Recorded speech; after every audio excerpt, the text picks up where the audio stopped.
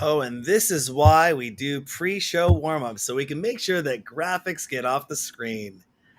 Hey everyone, welcome back to the DJ sessions where we feature the best DJs, producers, and industry professionals from around the world. I'm your host, Darren, and right now I'm sitting in the virtual studios in Seattle, Washington, and coming in all the way, well, not really that far away, but from Vallejo, California, we got Platurn on the DJ sessions today. How you doing today? Good, man. Everything's like it was in our session here beforehand. It looks good and sounds fine. Yeah. Awesome. Looking good, sounding fine. That's the way we like it on the virtual sessions because, before a couple years ago, this was not really it was possible, but people weren't ready for this type of interview. This type of thing. They weren't set up for it. Let alone, were people familiar with zooming or doing that and they didn't have the backdrops of the studio setup or Sure. the green screen in the background with lights, camera, action. People were doing it, but it was far and few between. And, we used to use another company that would only let us record the interviews. And now we're using technology that allows us to do these interviews live, like Restream. We love the platform and able to get you on the show today. Yeah, for sure. No, it's amazing how much this is advancing and how quickly it is. It's like every week, man, it just gets better and better. So. I've been following it. It was 13 years ago, almost to the date, that I started playing around with live streaming on my own, Yeah. and had to test the system out because everything was built for Windows, all software, all browsers, all that was Windows, Windows, Windows, and I'm a Mac guy, and it worked for the company back in the day, and so I tested on this platform called Ustream, and I remember uh, you. Yeah. it was probably about 6 months of playing around with that before the DJ sessions actually got started. But when I presented the concept to Ustream, they actually onboarded us as one of their featured partnered live streaming DJ Cool. shows. Yeah. And it was some awesome stuff that had happened there that made me click and say I'm on to something. And it was the notable point that I brought up was we started as a DJ show that featured local DJs, and we're going to stream them live to the world from Right. Seattle, Washington.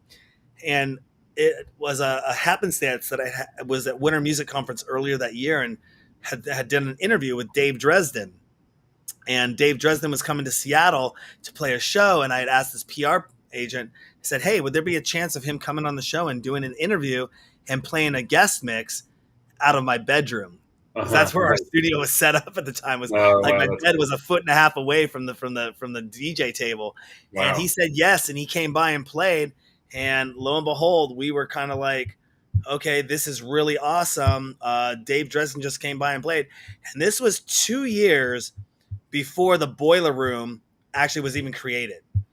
Gotcha. So, we were out there streaming celebrity DJs combined with local DJs uh, for a couple years before that they had even started with the Boiler Room, which kind of brings me to topic is that 2 seconds here. I'm just going to come over here and go boom, boom, boom.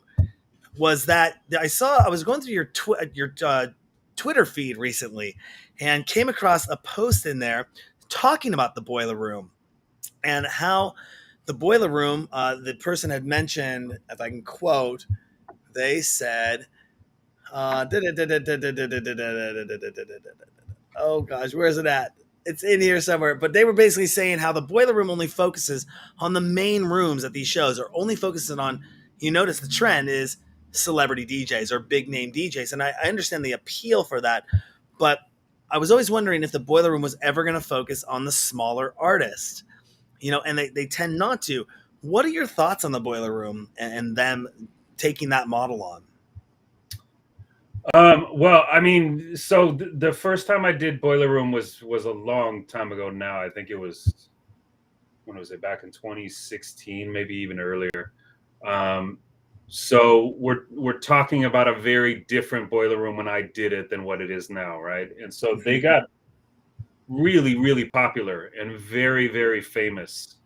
And I guess it kind of just goes with the territory that anytime that happens, their business model is going to shift a little bit, right? So, but Boiler Room, it used to be this outlet where you can go and see kind of more interesting alternative and underground music and DJs do their thing.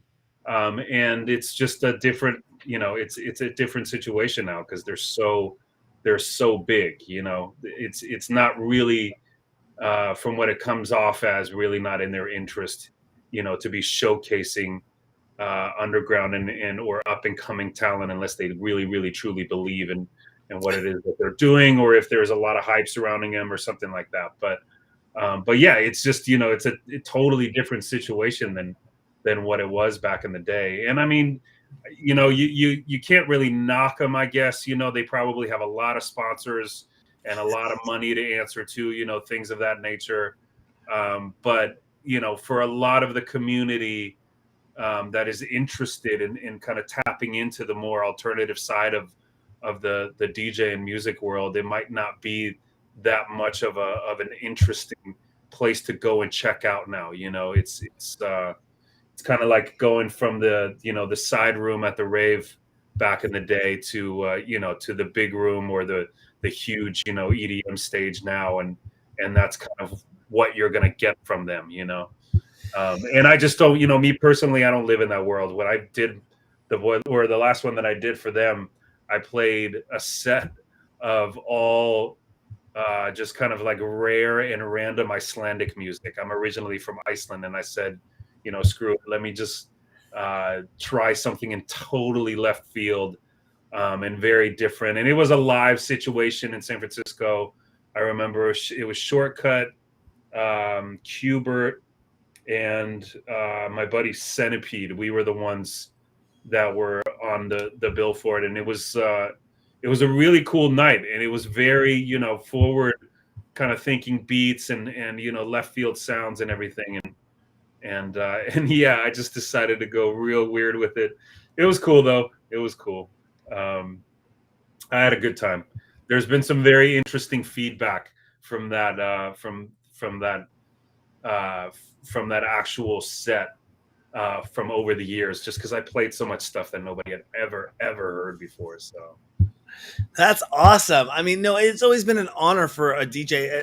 Like I said, not to knock them or anything, but they got their thing. Like you said, there's a lot of back end stuff. Like we were talking pre-show, about your shift in the industry from yeah, being, a DJ to doing more producing or more back end industry stuff.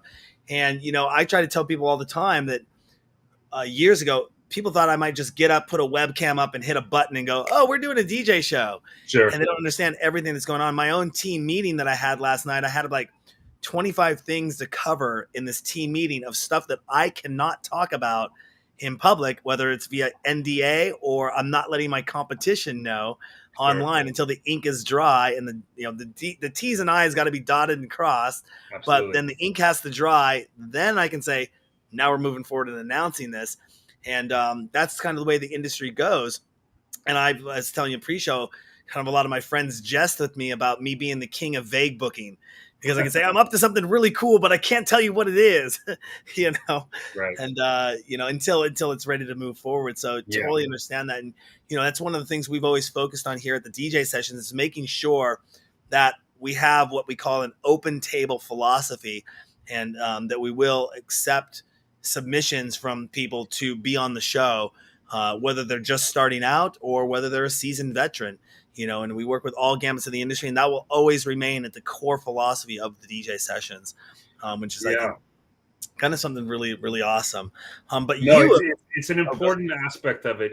There's whether or not there's buzz or something is being talked about, or if the hype machine has swooped in and picked up on something that is all the buzz online. None of that really actually means anything truly tangible at the end of the day, because there's so much amazing stuff that goes on in our industry that just isn't known about or isn't being talked about. yeah, And a lot of times, people get hip, and the word spreads in these very interesting ways nowadays, but really, numbers are not a correct gauge of the quality of the content. They really aren't.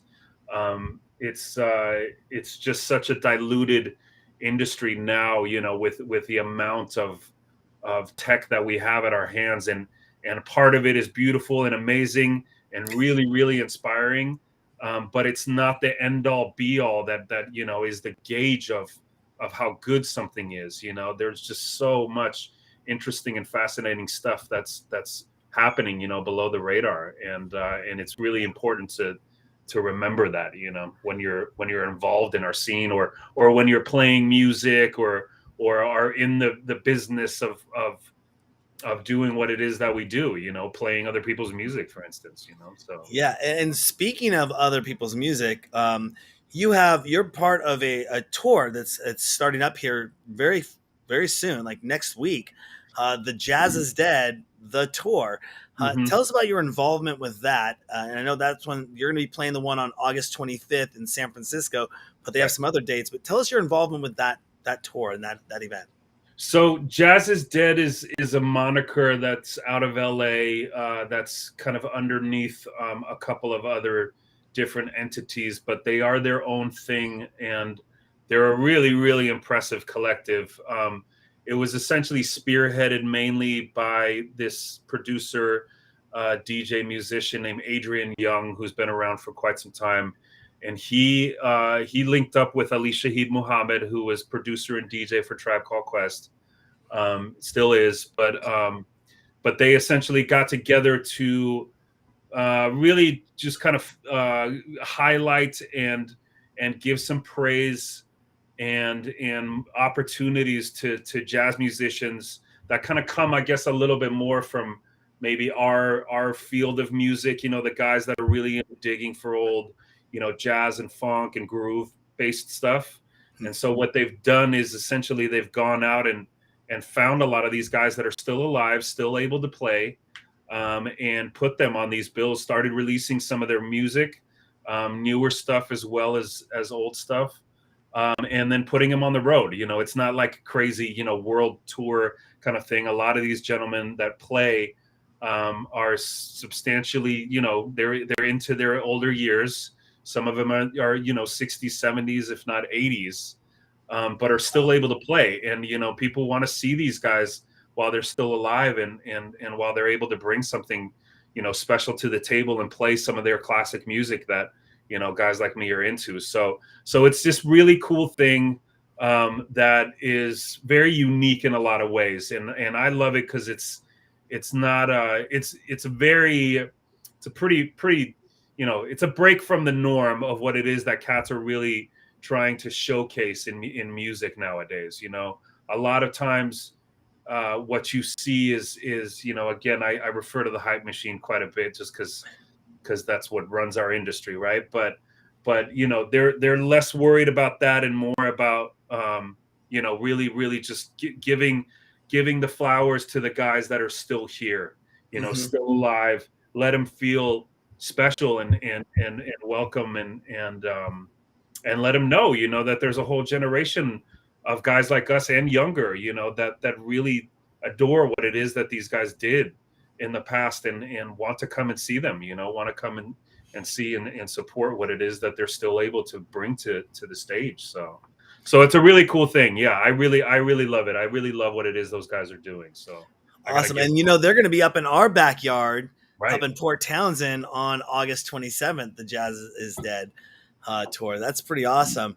Yeah. And you do, again, you've been in the industry for almost 30 years. Yes. You're the founder of the Oakland Faders, the 45 Sessions, and Platurn Productions. Um, Tell our DJ Sessions fans about the 45 Sessions, because there's something special coming up with that here in the near future. Yeah, for sure. We have our first in real life 45 sessions in 3 years. So the brand has been around since 2011. So we're going on 12 years. Essentially, the 45 sessions was initially established as just an outlet to play 45s, so 7-inch records. And that's the only rule. That's been the rule since day one. There's no genre specific anything. We essentially just invite the talent that comes and plays the events to do whatever it is that they want to do. And the only rule is that it just has to be on a 7-inch record. And so we did it on a very regular basis early on, and then throughout the years, it kind of, it grew, it got a lot bigger, it got really successful. We toured it quite a bit, overseas and in the States.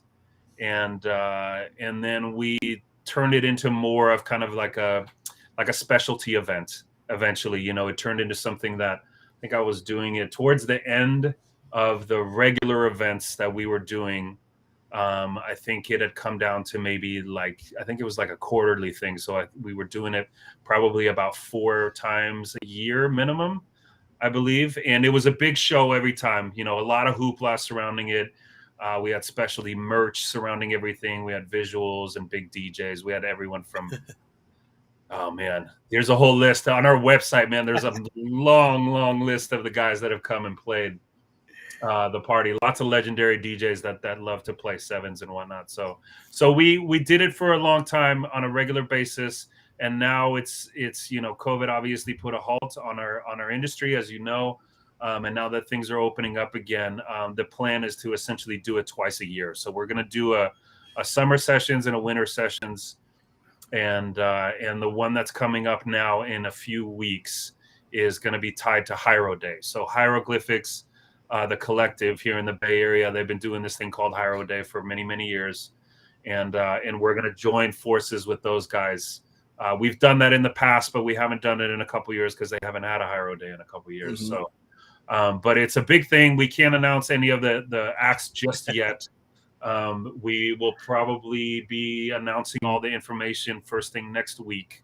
But it's a special one. I can tell you right now, the people that we have locked in so far are really, some real legends in the game, man. It's going to be a lot of fun. I'm really, really excited about it. I'm excited to see, all of our peoples and supporters and see these legends come out and play, man. It's going to be really dope. Do you remember the first record that you ever bought? The first record that I ever bought, like with my own money, with my own money, something. So I grew up in a household. My dad was a radio disc jockey back in the day. And so I grew up around records. There were records in my house, growing up, but I wasn't allowed to touch them. He was, he knew what it is that I was doing. He knew that I was putting my hands all over him and everything. So he wouldn't let me touch him at all. And rightfully so, man. He had some really, really nice, expensive stuff in there, dude. And I wasn't. It was probably a good idea that I didn't have access to him at the time. But the first record that I think that I actually ever bought on my own, like actual vinyl record, was probably Run DMC's "Raising Hell." So that would have been, that would have been 1986. So that's about as far back as I remember. Actual vinyl record, tapes and all of that was a different thing. That's true. I had "Raising Hell" on cassette tape as well. That was one of my first. There you go. One of the first ones, and actually went and saw them. My first concert I ever saw was the Beastie Boys in '86 with Fishbone, and then they came back and toured next year in '87 with Run DMC and the Beastie Boys. Oh, that's awesome! It was the second concert I ever saw. Nice. Yeah. You saw Fishbone and the Beastie Boys together in '86. In '86, yeah. Wow. Fishbone opened, and it was like, and my brothers were into Fishbone. My brothers were into punk rock and all that stuff, and I didn't know much about Fishbone, but they had the Fishbone tape, which I would listen to that tape, like Slick Nick UW and all that, and going back. And I played with Fishbone a couple of times back in the day. Interestingly enough, like the promoter who would book them when they came through the Bay, for whatever reason, wanted me on the bill. So I played with those guys a couple of times, and man, that was an experience, dude. Those guys are, there's some pretty intense energy surrounding those shows. It was really dope. Absolutely, yeah, definitely. And the question, I'm going to bring this in from the chat room. Sure. Because it popped up. It was one of my questions. I'm just going to get it in here while it's still fresh. Mm-hmm. What jobs have you done before you became a DJ producer? Because it sounds like you had a career, kind of a shoe-in with your father, doing what he did. Did you just kind of morph into that and say, I'm a kid, I'm a teenager, this is what I do, and start playing parties and gigs early on? Or did you have kind of a career path that then said, nope, I'm going to go do this for a living? Well, the music thing was definitely almost inevitable. being that I grew up in this household that was so focused on DJs, or not DJing, but he was more of a radio jock. He did actually Mhm. play, like he would play youth clubs and stuff like that, which is pretty cool, like very very early on, where they would just throw a record on, fade it out, and bring the next one in. Lots of like rock and roll dance music, that's how he would describe it. But this whole obsession with music and with records and everything, it was almost this inevitable thing that there was basically no way that I would be escaping that. Whatever angle I decided to take with it, I guess that remained to be seen. But it was pretty much a given that something in that vein was definitely going to happen. But when I was a kid, I think my first job ever, like I worked for the Red Cross, and I think I taught kids how to swim, and I worked with kids a lot. Um, when I was younger, I worked for the YMCA for a long, long time. I did end up going to school for music recording. Didn't really do anything with that after I graduated. I essentially took what I learned and basically just applied it to what it is that I was doing with my own music and career. And so, yeah, kind of slowly but surely, like there was a lot of little things here and there that eventually led me to what it is that I'm doing today. And I mean, the last day job that I had was back in 2007. So I've been independent with this music thing for about 15 years at this stage. And up until then, yeah, it was just, I mean, I worked at record stores and stuff like that. So yeah, it was just this kind of inevitable thing that led me to it, but not necessarily exactly what it is that I'm doing nowadays. But yeah, it was just kind of I don't know, man. There was, like I said, there was just no way for me to escape it, man. You grow up in an environment like that. It's like, if he ever had any sort of beef with my, decision to roll with music as a career choice, man, I'd point the finger right back at him, dude. Like, it's your fault, man. I grew up around all of this stuff, dude. And this is, what you did and you talked about all the time. So, Yeah. And who has been your biggest influence when it comes to your career as an artist, producer, and why? Because it kind of sounds like your dad may have had something to do with that.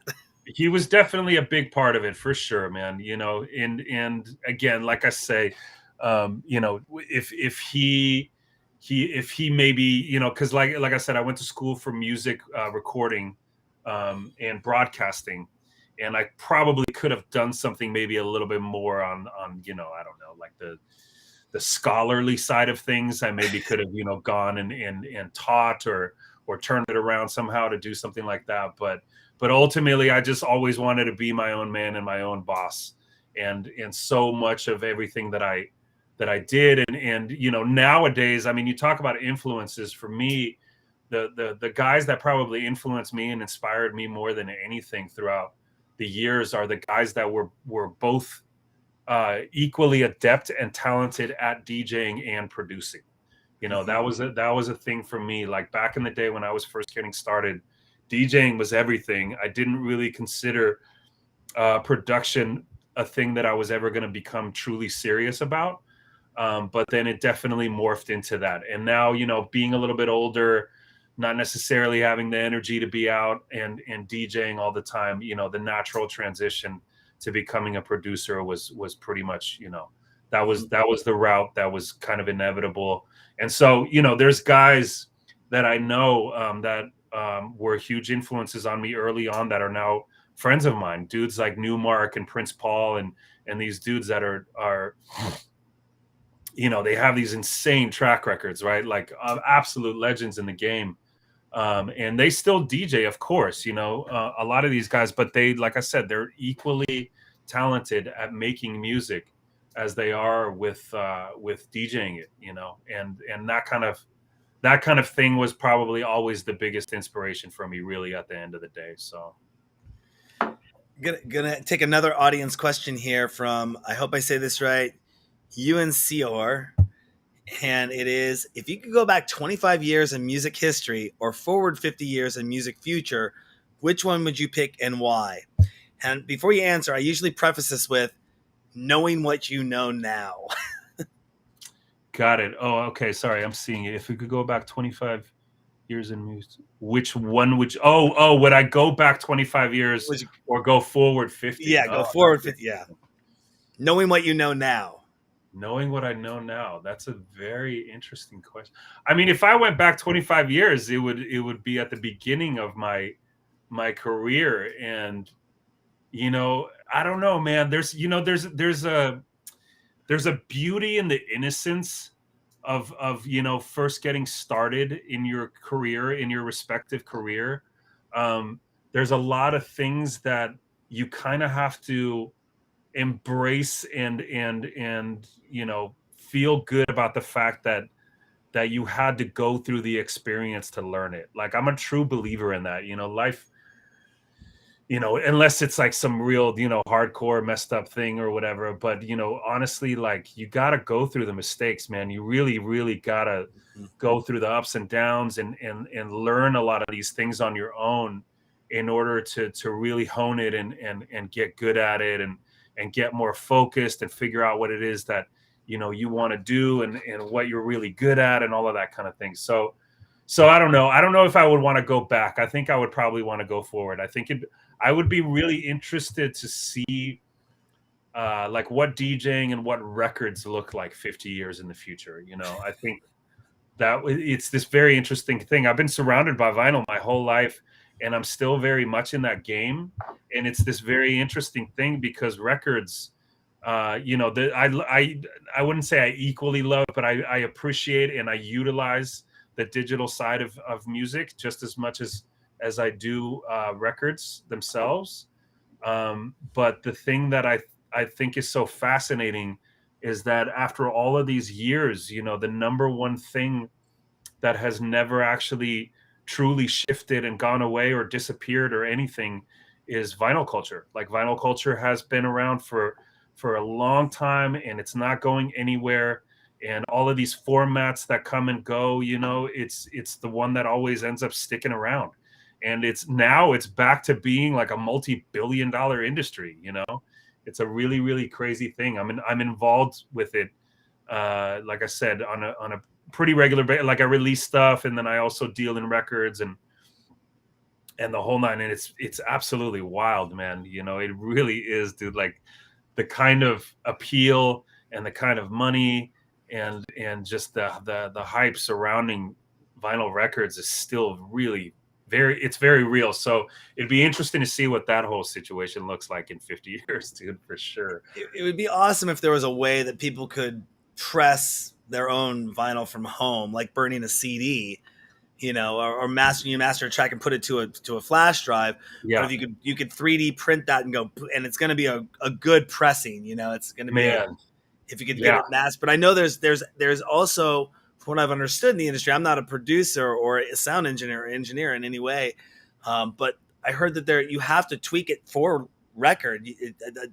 Making it for vinyl is not the same you would make it for CD. for CD. Yeah, for digital, Because I've heard that absolutely. people have like they'll put the low is it the lows too much and it bounces the needle out of the groove because it's Yeah, yeah. too, Yeah, for so sure. that would Yeah, be interesting to there's see. a whole different engineering Yeah, take that you have to take when you're pressing vinyl. Absolutely. But I agree with you though. The entryway into actually getting a record made nowadays 100% needs to become easier over the years. yeah, Because right now it's man, it is really complicated. It's not only very expensive, but the waiting period for getting anything done nowadays, if you want to do it properly, yeah. actually utilize the right sources as far as the quality of the wax and the engineering behind it and the packaging and the whole nine. Like, the process is insane now. It really is. It's unbelievable. It's the worst it's ever been. It takes a year to get a record made. It's Yeah, I absolutely. just had an artist on the show last week, Arroyo Low, and instead of doing a vinyl pressing for his latest album, he did a cassette release. Yeah, that's what I've And been it's doing like I too. could do that Doing a right lot of away that. and put a cassette out and offer an NFT with it. And there you go. And I was like, wow, okay, cool. Because it was just going to take way too long Way too for long. them to press vinyl. And they they finished the album and they wanted to get it out and do their first show. They wanted something to give and have for sale, but he went with cassette tape, and I was like, Yeah. cassette tapes are they're kind of still out there too for people. And he liked it because a lot of his tracks were produced with off a Tascam mixer. Oh, gotcha. He was Gotcha. doing some of the instruments off a 4-channel Tascam mixer, which takes me back to the day we had a 4-channel Tascam mixer when I was a I had kid one growing too. up for my Yeah. brother's studio. Back in, this is like 84, 83, 84, and so that was kind of a blast from a memory from the past. But yeah, again, people don't know what it takes to get to that level, to press something like that. But you're right, it should be a lot easier. And speaking of musical taste, or speaking of time going over the years, have your musical tastes changed over time, or do you think they will? They have definitely shifted. Yes, big time. My the stuff that I was into, well, I mean, I guess this isn't entirely unique, of course, but um I grew up in the 90s and I was an underground hip hop kid, and so everything was just you have this kind of mindset, like the music that you're into is everything and it's the truth, and all of that. And I was into a good amount of different stuff when I was first getting started. Like I definitely was into a good amount of like jungle and drum and bass for a minute. I loved a lot of down tempo and electronica stuff. That was really into that. There was the whole scratch culture, and then there was the underground hip hop thing. But the one thing that I was really always super attracted to, and really just throughout all the genres and all the kind of music that I was checking for and listening for over the years, the one thing that I was always really drawn to more than anything was a beautiful melody. Like that was always the thing that really caught me, right? So and so with any kind of taste in music transitioning over the years, that was the one thing that really just got me more than anything. And so it didn't really matter what genre it was. If it had this melodic sensibility, I was always drawn to it. So it could have been some singer songwriter stuff, or it could have been a country song, or it could have been like a big room EDM track or something. Whatever it was, if it had a memorable melody, man, it really, like, I was always really taken to it. And I took that mentality, and that mentality has translated itself into what it is that I do production wise, more than anything. Because when I make beats or when I make music, the first thing that I start is with the melody. I don't start with any sort of percussive elements or any kind of like low end elements. I always kind of focus on whether it be like a flute sample or a string sample or whatever. Like I'm focused on the melodic sensibility of the riff, more than anything. And this is actually interesting because, speaking of the influence that my father had, like he always talked about that. I remember he was always really adamant about that. He always said that the music that truly resonates and that's going to last, talking about decades and centuries and thousands of years, into the future kind of thing, is going to be music with a melody like that has that resonates with people. Like that's what people are going to remember. It's the thing that sticks in their heads, and it's the thing that really kind of initiates emotion when it comes to music. Is that melody that hits you. So yeah, to answer your question, long story short, I mean it's really broad, but I'm always taken to the melody. That's the number one thing that really, really grabs me, and that can be from anywhere. It really can, elevator music to to whatever. So, And if you took a look at the list of productions you've done so far, which one of those stands out the most to you, and why? oh man, I've made so much music over the years. Well, the thing that I think, at least in these modern, or just okay, we could talk about this in terms of like the last few years. I would say that the thing that I'm probably the most proud of is this record that I produced with a vocalist that I linked up with at the beginning of COVID. And so this was just before COVID. I linked up with this woman. She's a singer, this Filipino woman from Los Angeles. She's currently living in Nashville. But I linked up with her just through Instagram. And this was in, what was this? This was December of 2019, and then COVID basically hit March of 2020. And so we linked up and started talking about music. And then the first year of COVID, we essentially spent. I mean, everybody remembers, the feeling of just kind of dread, almost, that first year, like what's going on, what's about to happen, the future being so uncertain. And so her and I really put a lot of our focus into just making this record that essentially turned into kind of a COVID record, like this feeling of kind of distress and hopelessness, but also trying to hold on to, a feeling of hopelessness or I'm sorry, of hopefulness, and just trying to uplift in one way or another. So we made this record, and it's a down tempo record. It's very moody. It's kind of on the Massive Attack, Portishead kind of throwback style and whatnot. And she's got this very beautiful and almost kind of like sad, raspy jazz tone to her voice.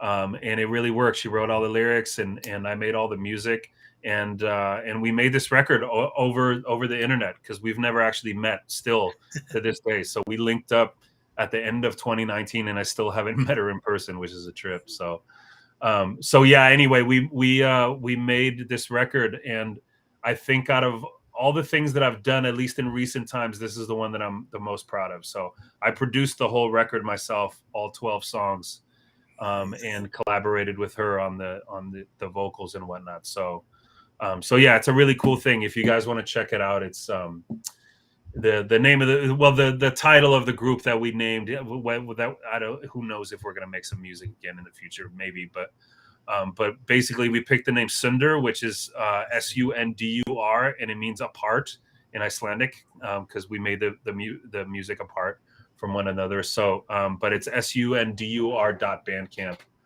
if you guys want to check the record out. All the merch is besides the tapes and CDs is all sold out. We sold out of the vinyl a long time ago. Nice. But yeah, sundur.bandcamp is the link for that. I had to look that up. I haven't looked it up in a minute. So. I'm a huge fan of Massive Attack, Portishead. Yeah. One of the internet radio stations I've been listening to for years, right out of the Bay Area. I'm sure you're familiar with Soma FM. Yeah, absolutely. And Groove Salad. Yep. I love Rusty and the team down there. Whenever I'm out and about, if I'm not listening to music in a show and we're in production, if I'm in my car driving or if I'm at home working, it's Groove Salad by Soma FM that always kicks on. That's awesome. And I've been listening since like 2003.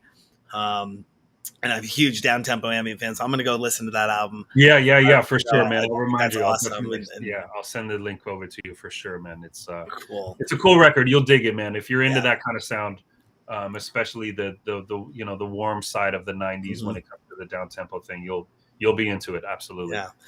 Do you ever make music that's completely out of your own typical genre or focus that never gets released?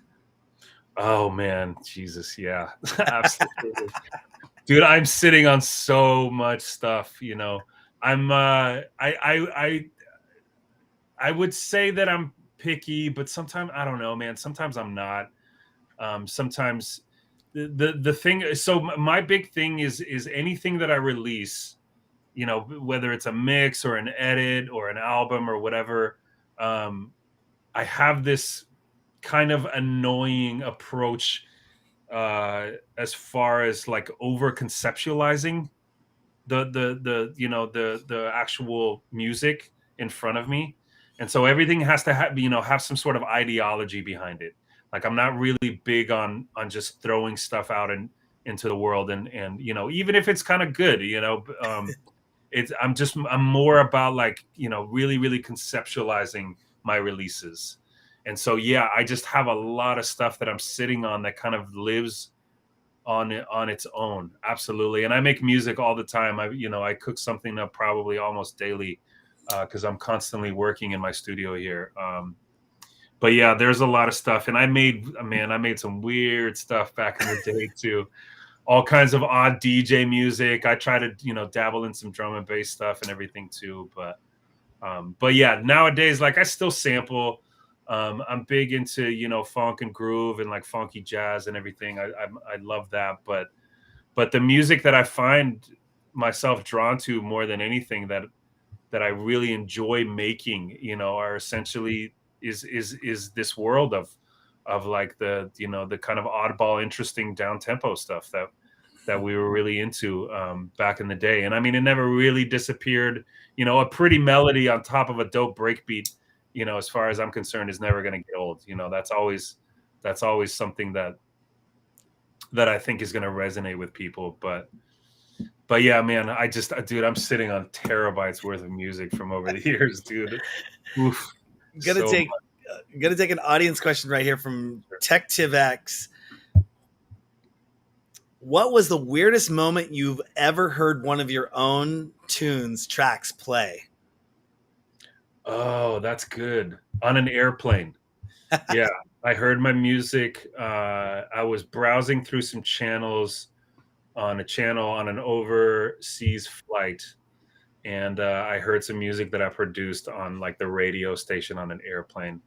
And that was pretty, I mean, whatever. It's not that far fetched, I guess, but it was just a really, really cool thing to come across, just like listening to this random, like in the sky radio station thing, and for your music to pop up, and you're just like staring out the window and looking at the horizon of just clouds, man, and nothingness forever, and your music is being played. That was pretty dope. Like I got a really, really huge kick out of that.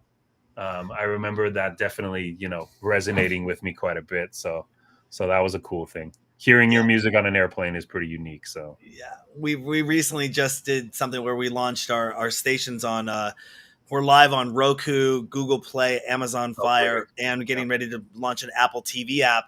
And I kind of put this out there the other day, and one of our resident DJs went online and goes, "Oh my gosh, I'm watching one of our resident DJs, and they're really on Roku. We're really on Roku."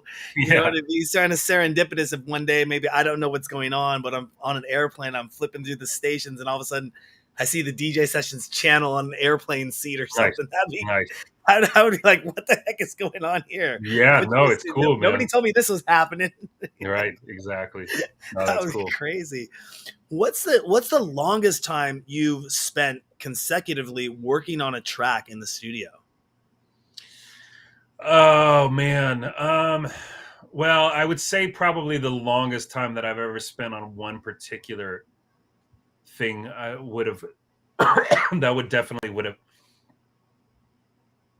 that would well, man, I mean, dude, some of the DJ mixes that I made back in the day took me like 2 years to make.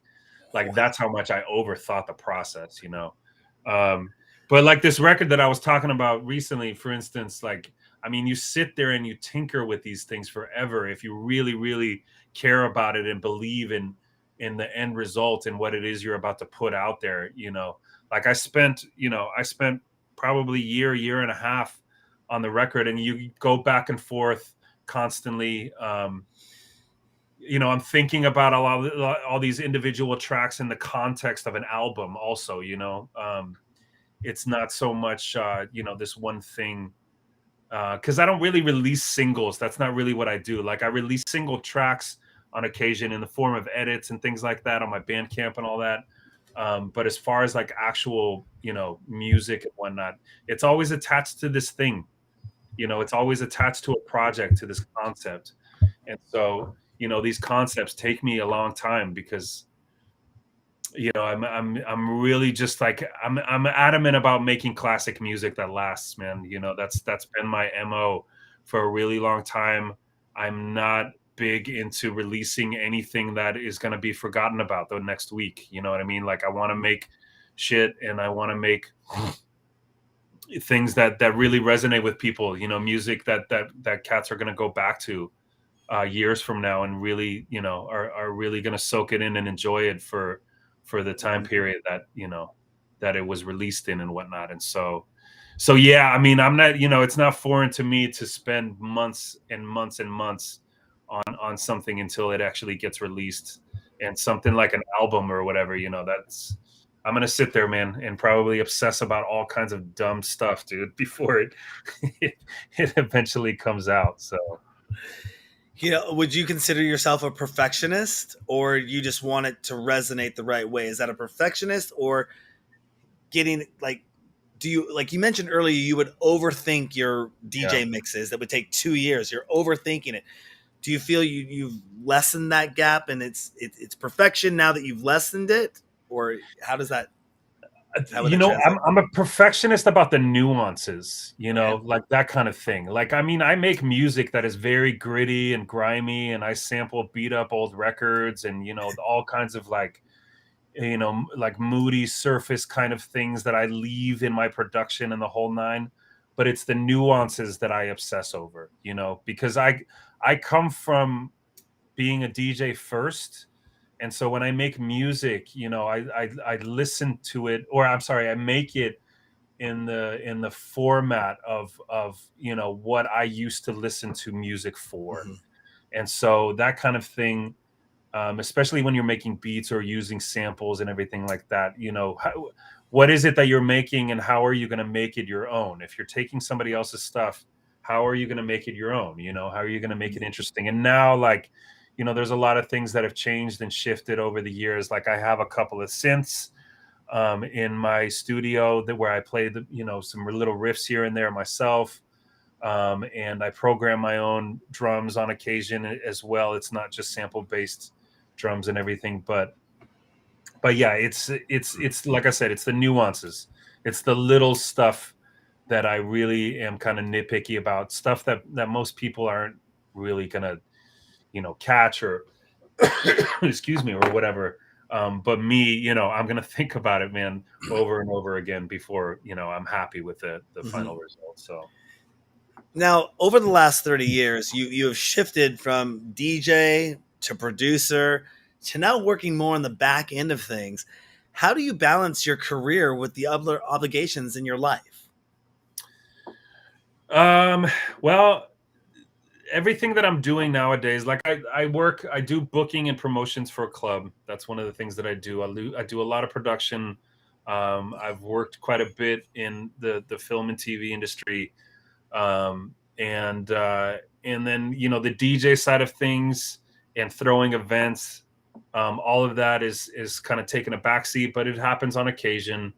Um, as far as kind of prioritizing one thing to the next, man, I'll be honest with you, like, if it doesn't hold my interest, it's not really going to last at this stage, because I've been doing this for as long as I have. If I'm not enjoying it, if I'm not having fun doing it, then it's not gonna stick around. It's Mhm. really not. um I don't, being so deep into this career of mine.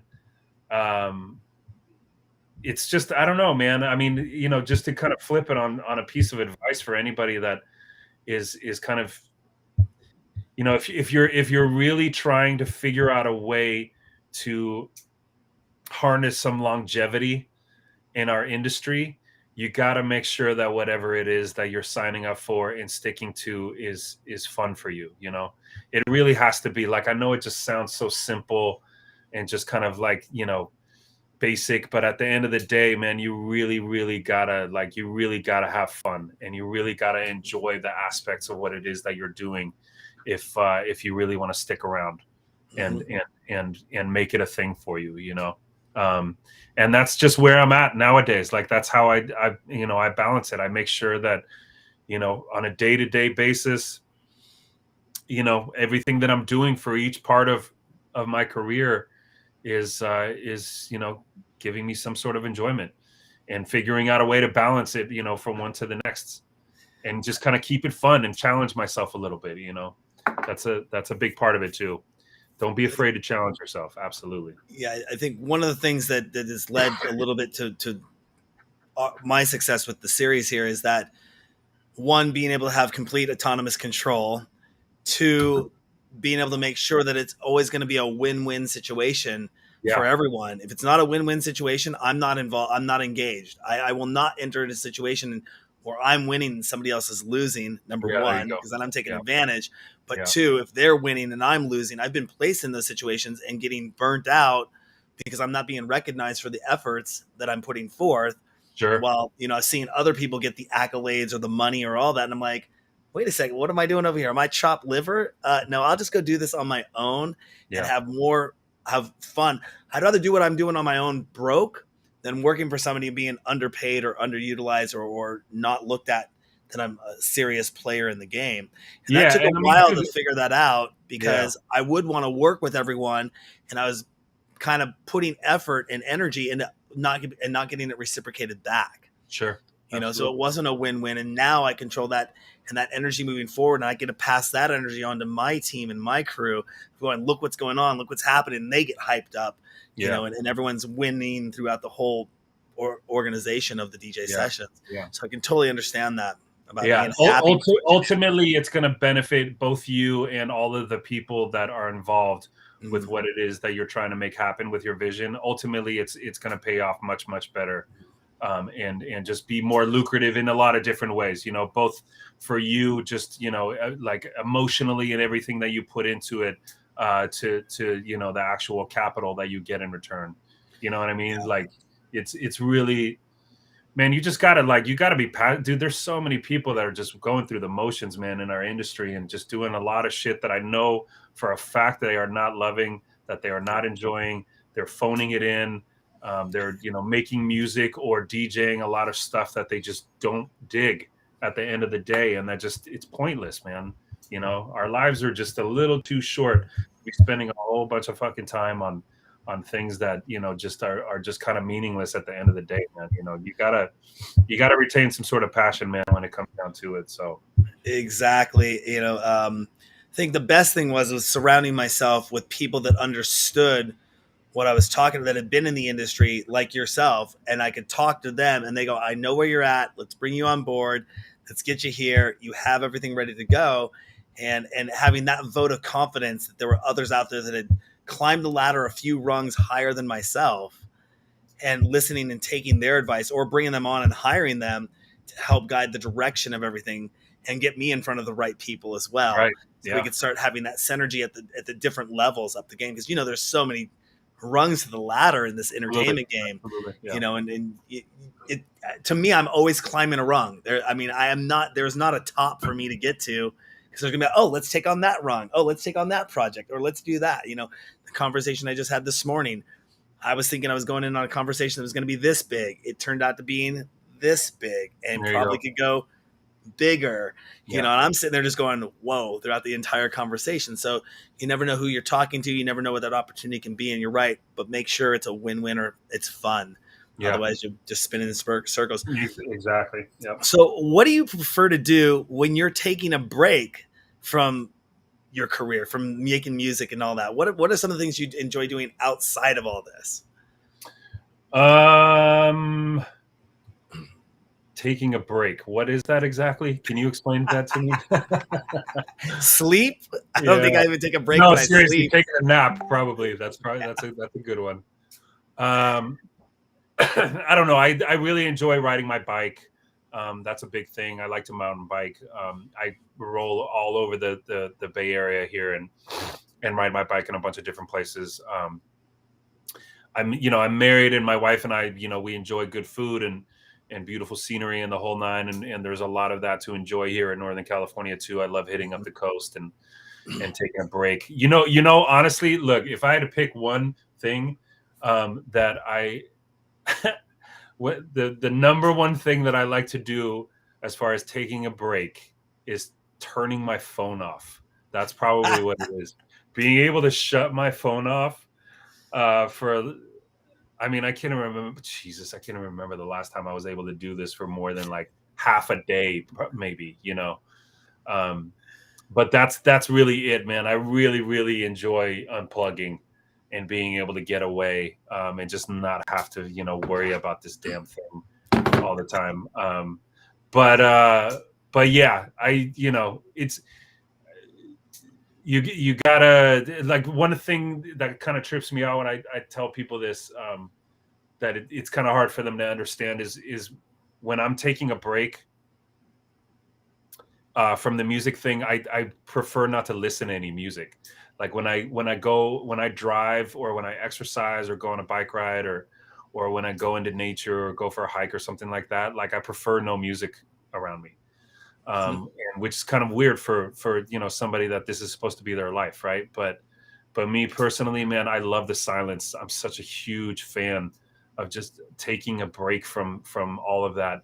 You know, it's not noise, but you kind of, it's just a lot of, like, that stimulation, man, that day-to-day stimulation of just stuff going on constantly, whether it's something that you're working on yourself, or if it's something DJ related or whatever, just to be able to take a break from all of that and really be able to actually tune it out entirely is so crucial, man. It's such a good thing for the soul.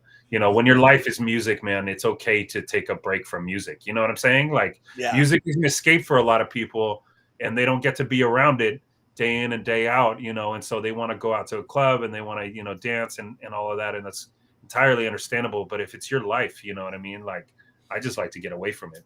Like, dude, my idea of going out and enjoying, some sort of like party situation or whatever is not going to a club, man. I've been doing this for 30 years, dude. Like, that's like the last place that I want to go to, man, is a crowded place with the speakers just blasting in my face, dude. No, like, Yeah. I want to go, like, I want to go to look at a view with a, bottle of wine or something like that. And just, exactly, dude. Yep, absolutely. Couple last questions here. Yeah. If Hollywood were to make a movie about your life, who would you pick as the main actor? Weird Al Yankovic, maybe. I don't know. I just went to go see his concert. He was up here in Did you? Seattle not too long ago. Yeah. Yeah, yeah. That was one of the other first cassette tapes I ever bought. I think it was the Dare to Be Stupid album. Yeah, it Nice. was the Dare to Be Stupid There album. you go. Yeah. Yeah. Wow. That's a It would have to be somebody kind of like, off the wall a little bit. Jim Carrey. Jim Carrey might be a good choice. Someone just someone who isn't afraid to act like a total buffoon at times. awesome. And is there anything else, Platurn, that you want to let our DJ Sessions fans know about before we let you get back to work there in the studio? I have a couple of projects in the queue right now. There's a handful of things that I can't talk about just yet, but if you are in the Bay Area or you plan to come to the Bay for Hyro Day, by all means, please, look for the 45 sessions we're going to be doing. So Hyro Day is on the 5th of it's on Labor Day, and we are doing our event on the 4th, the day before. It's a daytime event. It's from 2 to 8 in the afternoon, at this place called 7th Street West in Oakland. Really cool venue. And we're just going to be playing 45s for 6 hours straight, and it's going to be a blast, man. I can't wait to announce the lineup for this thing. It's really going to be special. So that's kind of the main thing on the horizon for now. I do have a reissue of a mix that I put out not about, exactly 20 years ago, actually. The first De La Soul homage mix that I ever made is getting a reissue. That's going to be coming out in the next couple of months on cassette, actually. And that's going to be kind of dope. I'm excited about that as well. But as far as keeping up with all of my antics and everything I got going on, the main place that you'll find me the most active is just going to be on Instagram under Platurn. So Platurn. That's where most of the action is. Or your website. The website is going to have links to all of absolutely. And you can check out all kinds of stuff on me at djplaturn.com. But as far as, where the most amount of activity that's coming from my end is going to be on Instagram. But yeah, you can absolutely, all the links are going to be there. So awesome. Well, thank you so much for coming on the series. We'll definitely be following up with you. We do plan to have every artist on the show every 6 months. I'm sure there will be a ton of stuff coming out. later in the year, and we'll want to follow up with you and get you back on the show and talk to you Awesome. about those things you can't talk about right now. Right now, exactly. There you go. Well, thank you. I appreciate it. Thanks for having me on the show, man. It was good talking to you. Absolutely, Platurn. Thank you. Okay. On that note, don't forget to go to our website. Find us on Facebook, find us on Twitter, find us on Instagram, TikTok, all those places out there. This is Darren. That was Platurn for the virtual sessions. And at our website, the DJ Sessions, you'll find more news stories, live interviews, exclusive mixes. Check us out on Roku, Amazon Fire, and Google Play, and soon to be Apple TV. But the best place to go to find everything out is thedjsessions.com. This is Darren for the DJ Sessions.